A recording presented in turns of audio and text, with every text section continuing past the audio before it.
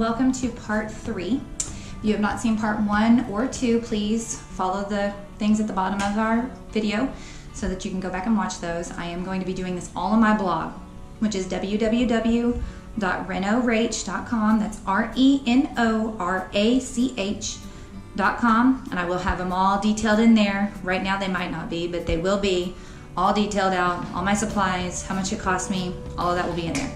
And thank you for following. Please hit subscribe if you love my videos, and let's go ahead and get started.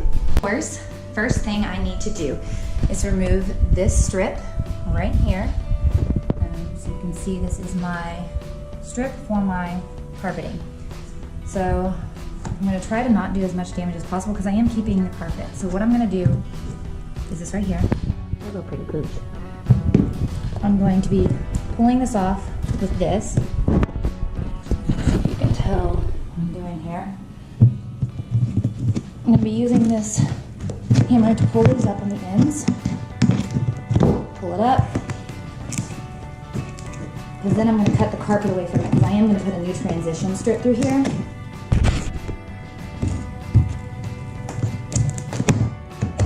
And once I put a new transition strip, this will all look seamless with the new floor in here. But I have to have this up before I do anything else. So there we go. As you can see, the nails underneath, I could probably push those through, but what I'm going to do is cut this carpet away and just have the transition strip. So I will take this and keep scoring this until the carpet comes apart. Because see, what is going to be here is a sliding door, so I'm really not concerned about the door jamb. Technically, I don't even really need a door jamb anymore, so I don't have to worry about the door not closing properly or anything like that, because I will be having a sliding barn door here. For the time being, I still have a regular door here, but this final project, I have a door that I am refinishing. And once I do that door, I won't need this door jamb anymore. So we're just going to keep scoring like this. We're just going to keep scoring like this until it's all loose. And then once it's all loose, we'll pull that back. It's going to look real ugly and dirty like this, but then we can get started on our floors so we can bump right up against that and just put a transition strip in. Okay, so we finally got the strip removed. And so now what we're going to do is clean this area up, move all my stuff out of the way, and then we can start putting some underlayment down. I do need to remove this as well. It just comes up with my hand, maybe. I'm probably gonna rip my nails off, but it just comes up out. So I will have to cut everything around that I need to get all of my debris off the floor, and then we will get started. For this, I decided to go ahead and take the door off the hinges here because it was gonna get in my way. It was gonna be swinging in here, so I'm just gonna go ahead and take it off the hinges, call it a day. We've got most of this debris removed. It's not really gonna make much of a difference since there is gonna be a transition strip there. I just don't want much. I'm putting this right on top of my old laminate flooring. So first one I need to start out with is this underlayment. I got a 2mm. It's 100 square feet. This isn't even 100 square feet in here in this room. It's by Floor Comfort. It was actually put on the box of my laminate that this was the best kind to get for it. So we're going to put the silver side on the bottom. It's got an easy cut system. It's got straight edges, all of that. This should be pretty easy. Okay, so one thing I do want to kind of clarify is I had said that this part was going to be on the bottom. I lied.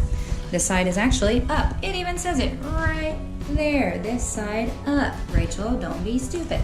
So as you can tell, I'm a newbie. So this is going to be the upper side. One thing I did need to get, because this one does not have the tape attached to it, is I had to get underlayment tape. So I got some Blue Hawk. It's moisture resistant tape. It's underlayment tape. It's red, whatever. You're not going to see it through there. It was the cheapest kind they had at Lowe's at the time. So I did get all of this at Lowe's. First thing we're going to do on this is we're going to unfold this some, because I'm going to have to measure how much I need. So we're going to start in the corner here, because I'm going to have to cut this out. See where it's not over here? I'm going to have to cut my little digits out, because like I said, there's not going to be a door here, so I'm really not concerned with even going underneath the door jamb here. I can go around it, and I'm just gonna add some molding here. I don't really need to go up underneath it at all really, unless I would just wanna make it look nice. I need to measure it if so, and then I can just go ahead and cut it with my Dremel saw, because that's one thing I was pretty excited about, is getting my new Dremel saw. So if I do, then I'm gonna have to cut up under here and under here. So I need to go ahead and cut this out, see where it's gonna land me at, and then start from there. I will unravel this and cut around that hole there. And I will also cut around the door frames here, because I will have to cut this too. This is definitely gonna cause an issue. I do have to cut. So let's go ahead and mark those, and we'll go ahead and start getting those cut. So measuring, I put the underlayment up against this, you can see, and I put my flooring over top of it. Then I'm just gonna draw a line right here. So we're gonna measure this on this side as well. Get it as close as we possibly can, because again, I don't really care. I'm not having a door jamb here. I just want it to be a little covered.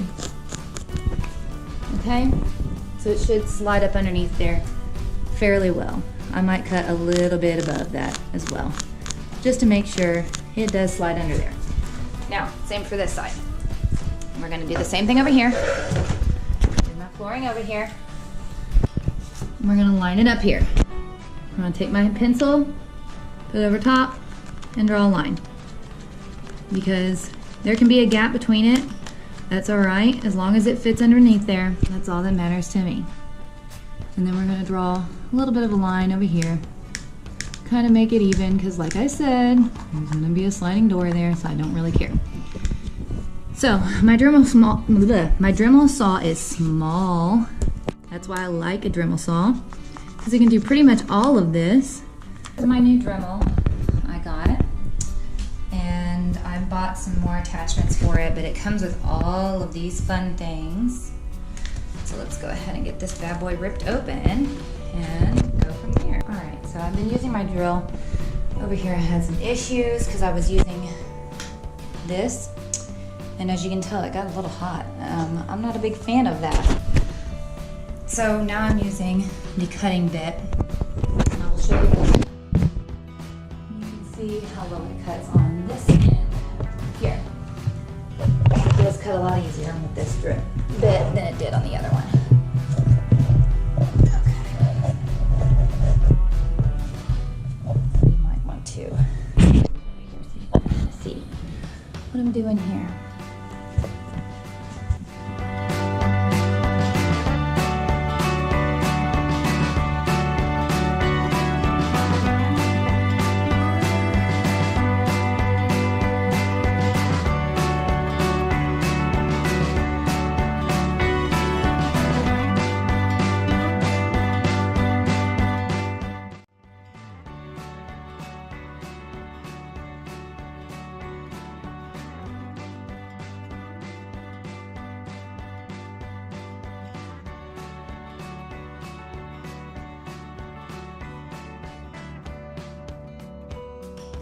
The good thing about this is that there are these lines here, and so it's much easier for me to cut because I do have the lines, and I do know that this makes it straight and even. Now on this edge here, coming in the door, I don't really care whether it is or isn't, because it really doesn't matter at that point. So there we go. There's our first underlayment. So now what I'm going to do, take one of my boards,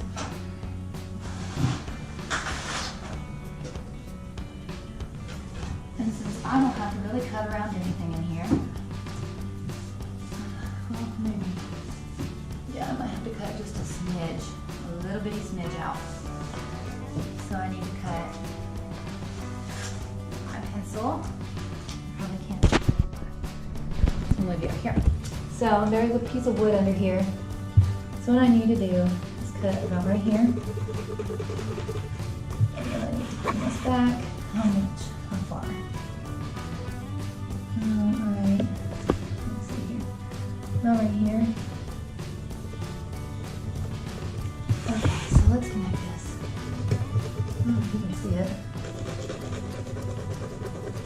I need about that much cut off.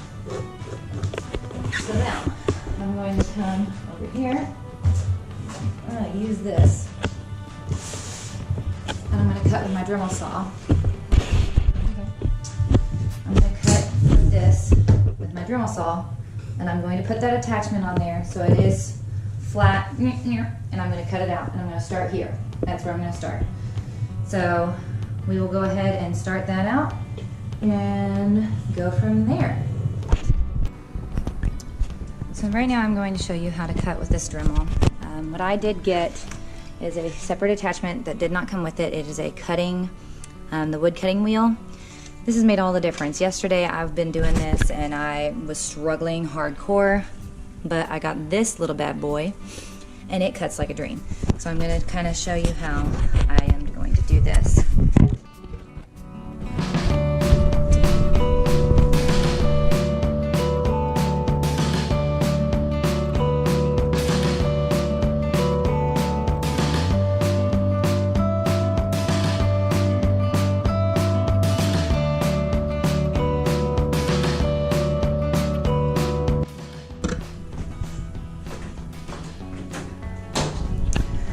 So now what I'm going to do is snap that piece that I just cut with the edge that I cut against the wall. Snap it in place like this, push it in, make sure it clicks into spot, and there we go. So now I'm ready to put the rest of my underlayment down, and I will show you a little more in depth on the second part. I just wanted to kind of make sure that I knew what the heck I was doing. One thing I do want to suggest is make sure you find out where your little air areas are going to be, because then you can cut it open for these airways. I had, as you can tell, a lot of issues yesterday with my Dremel saw until I got that new attachment. So now my thing fits in there just snug. We're ready to go. I'll be adding the second layer of underlayment.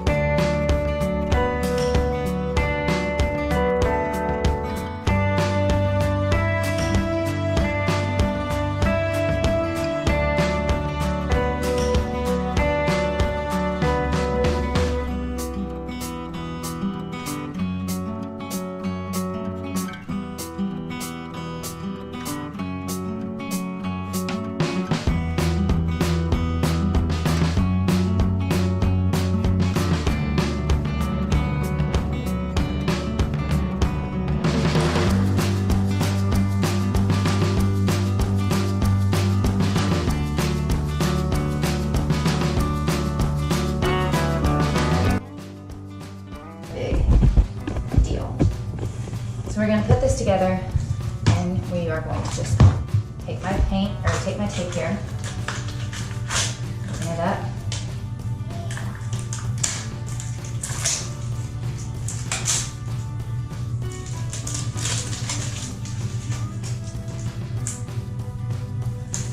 Off.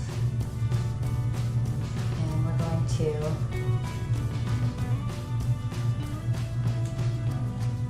this is just like any other tape. It's just a little more durable here. This way so you can see. I'm going to start on the end here.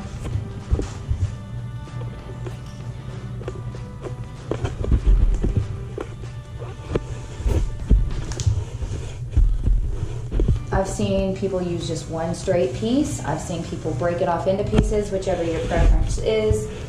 I believe it's just up to you. Me, if I can get this piece to just lay flat, then I will be happy and I don't really care. Because it's not going to make much of a difference on your laminate on the top. I mean, now if you have a big wad of it, of course, it's going to make a difference.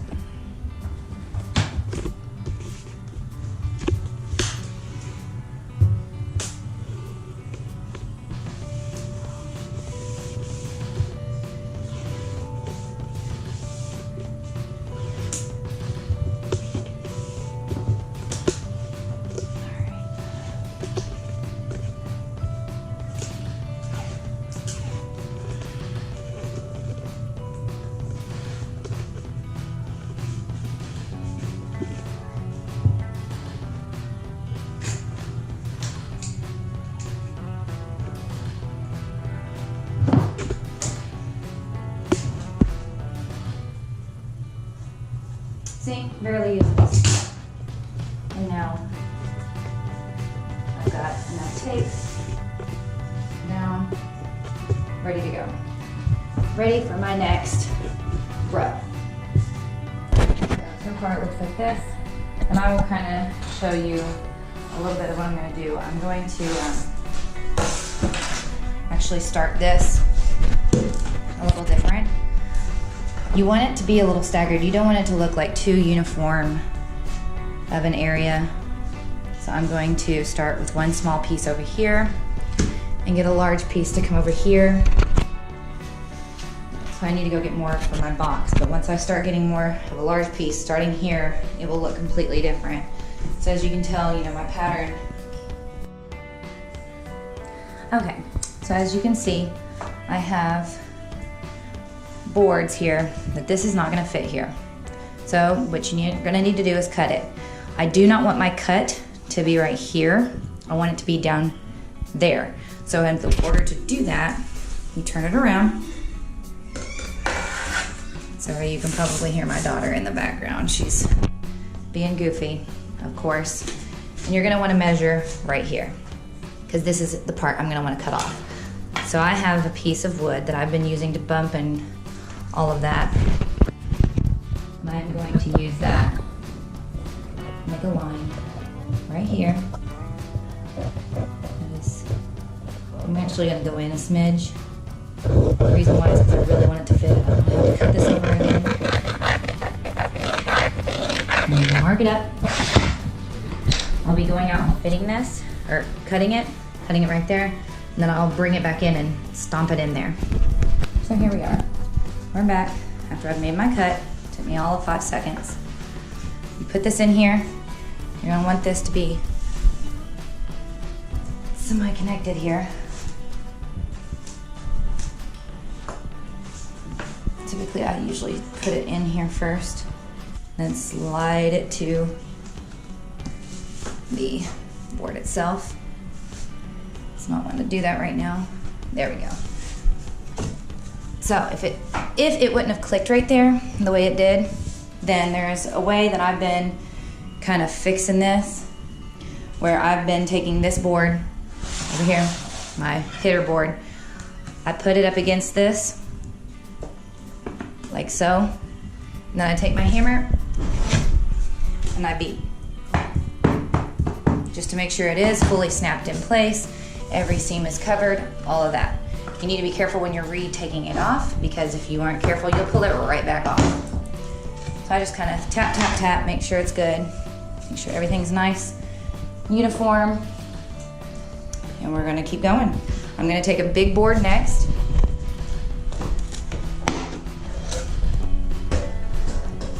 Bring it over here.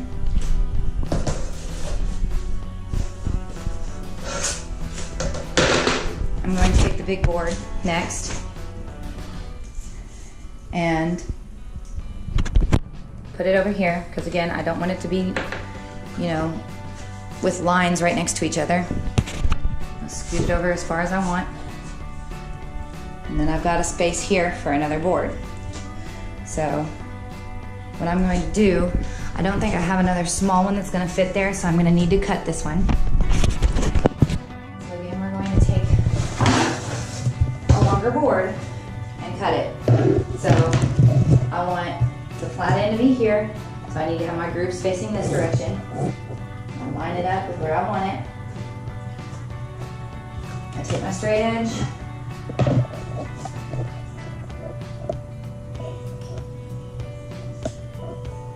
Go in just a smidge from where it says, maybe not that much of a smidge, and just a little. Mark it up. That's right. I'm ready for my next cut. I wanted to show you, if you plan it right, one board that you cut, this will be my next one. So this will not look uniform in any way, shape, or form. You don't want it to look, you know, crazy. Okay, make sure this is pushed. If you plan it correctly, you'll have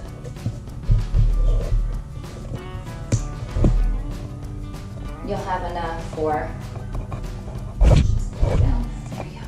Push it in, make sure it's not locked. There we go. Heard that nice click. I've got some sawdust I'm gonna have to dust this for.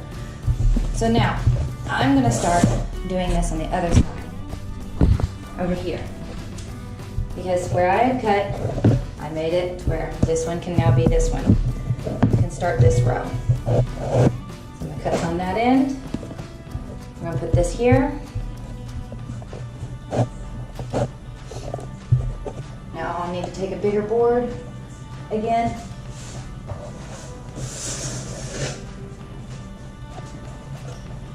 And I know I'm gonna need to cut this in half. So I'm gonna flip it this way. Put it like this. See how I need to get this cut. So I get my flat edge.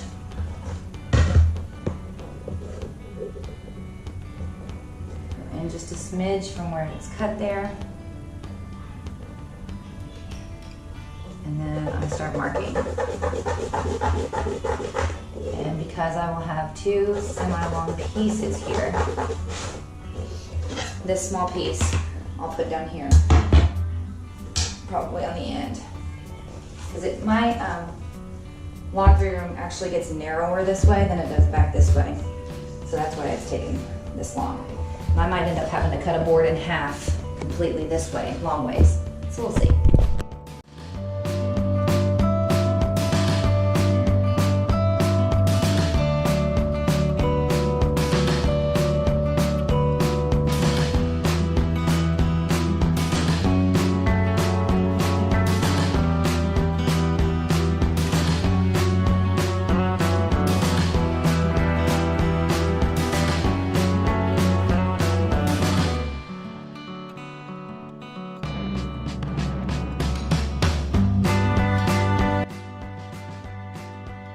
The room is done. The floors are completely finished.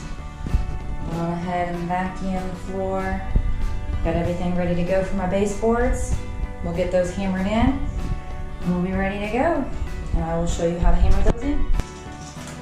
So I got 4D 1.5 inch molding and trim nails. We're gonna go ahead and put those in here. I've already painted my baseboards. So I'm just ready to get them put in. You do have to bang pretty hard to get it to go through. Watch your fingers.